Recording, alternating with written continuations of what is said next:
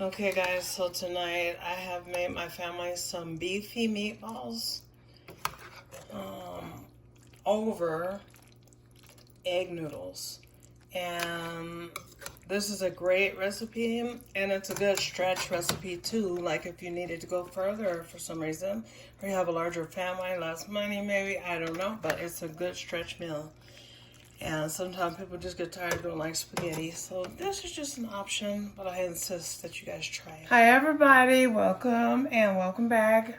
This evening I'm gonna go ahead and just do a real simple one pan meal. Take about 2 pounds of ground beef. And then we're going to add to it this Lipton soup mix in the flavor beefy onion. And you're gonna add in the whole pack.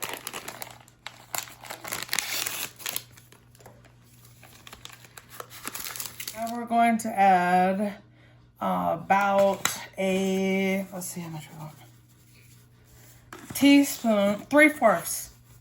We've added 3/4 teaspoon of garlic salt. And we're going to add 1 teaspoon of flavor enhancer or MSG or accent, something along those lines. This is not required, but it makes for tasty meat. So we want a teaspoon of that.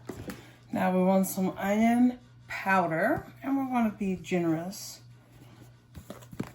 with this onion. So we're going to do a teaspoon and a half, an entire teaspoon and a half, and then we're going to go in and dump a little bit of parsley flakes in there.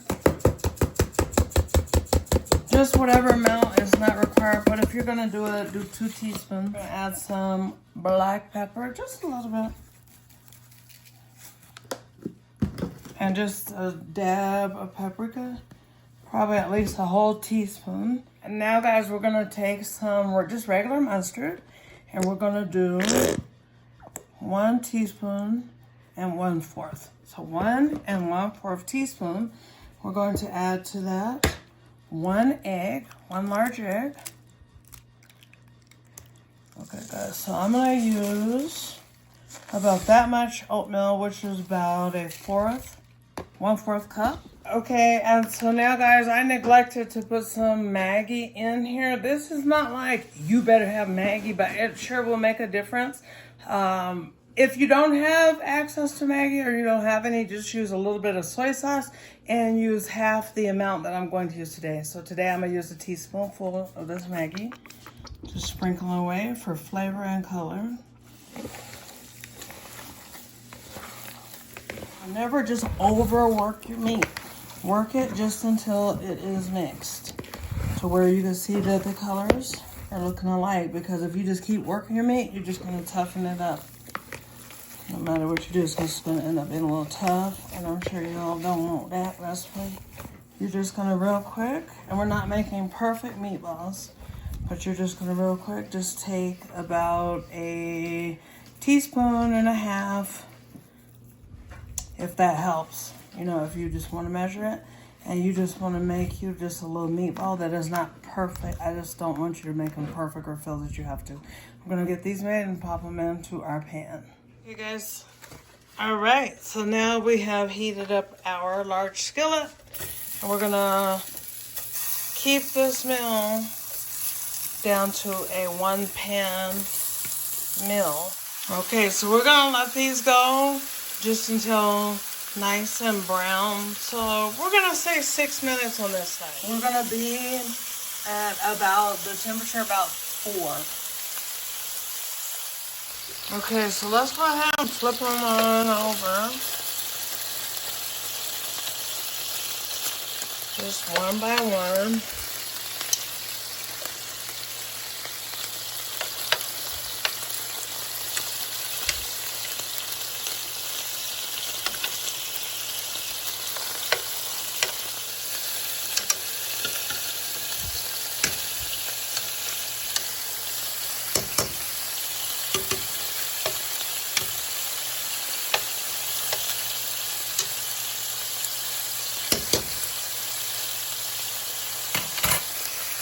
Alright guys, so you're just going to let them rip for just a few minutes. Now that they've been flipped over, we're going to let them go. And we're going to probably keep the temperature down to about a 3.5, maybe about 4. and just let them cook for, on the first side they did 5 minutes. Now on this side we're going to do 3 minutes, and I'll show you why. Okay, I'm gonna show you guys now why we only wanted it to go for just a few minutes. Is because we're going to steam them by putting in 2 tablespoons of Wawa. And then what we're going to do is we're just gonna cover them up. Then we'll let them finish going for the next 3-4 minutes and come back to the next step. Now, as we go in, we're going to remove the lid, and then we're going to see that these things, they are now, they're no longer pink. They are cooked. So we're just going to drain off some of that oil, and we'll come back and pop in our ground. Okay, so the first things first is we're going to add some flour. We're going to do 2 heaping tablespoons of flour. Just heaping, so you want quite a bit, right? And so now to that we're going to add in about 4 cups of water. Okay, now so remember we have those 2 heaping spoonfuls of flour, tablespoonfuls. We're going to give this a stir. Now we're going to make sure that our meatballs are turned up to about 4. Okay, so this is just our, this is actually 5 cups of water, 2 heaping teaspoons of flour, tablespoons of flour, 1 teaspoon of salt, 1.5 teaspoon of black pepper. To balance the flavor, we're going to hit this with a 1/2 teaspoon of chicken bouillon. That's going to intensify your flavor. And then we're going to take a can of cream of mushroom and pour it in there.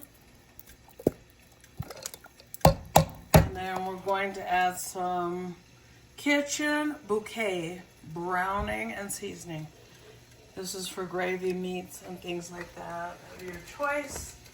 And after we put that in there, then we're good to go on getting that mixed up. While we're concerned about flavor, it's not like we're done with the seasonings. But this, you gotta start somewhere. You guys see that soupy and liquidy, you know, whatever. Remember guys, when we usually make gravy, we start out by browning some flour in a skillet. So we're doing it the reverse this day. We're going to have our gravy already made in the cup and preparing to just let it thicken.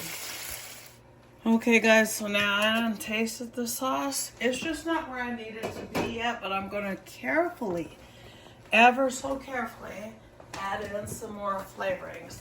So now I'm going in with some flavor enhancer, MSG, and I'm going to do on there, I'm out to make about a spoonful of that.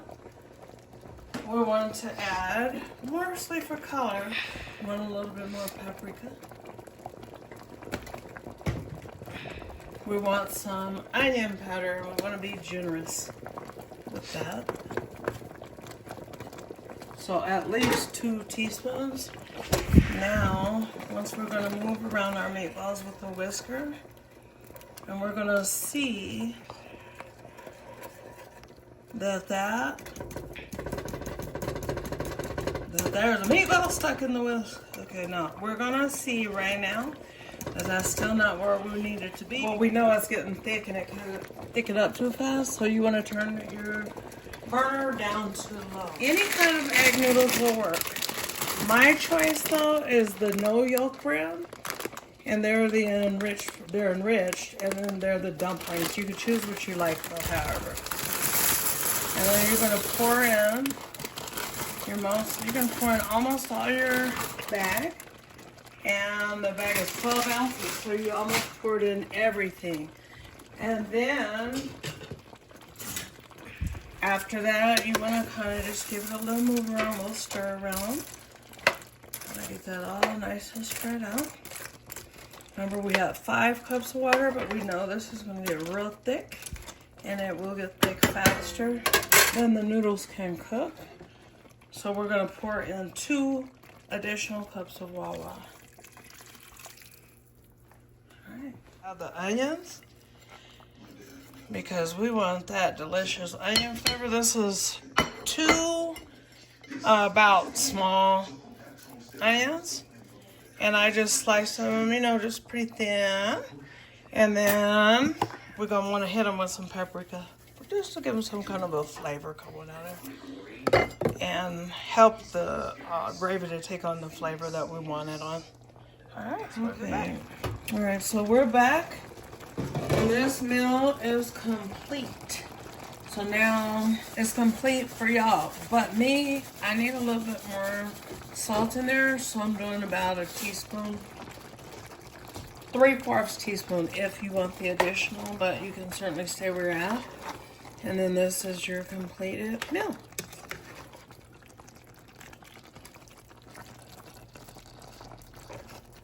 Got all that good stuff in there, that good recipe.